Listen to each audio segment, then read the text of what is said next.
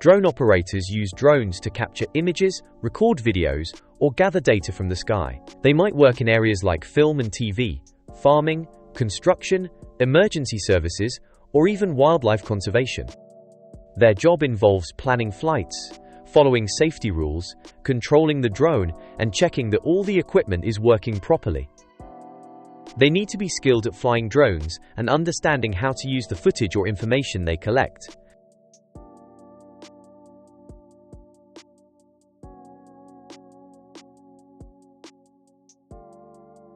The yearly salary of a drone operator can vary a lot, as there are many companies that may want to employ them for different reasons.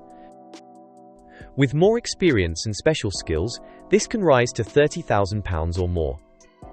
Some freelance or specialist operators who work on high-end film projects or large commercial jobs can earn even higher amounts, depending on the project.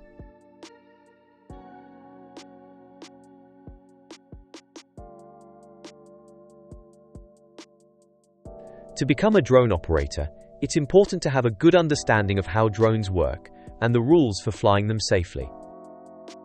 Anyone using a drone for paid work must have permission from the Civil Aviation Authority, CAA, which involves training and passing a test.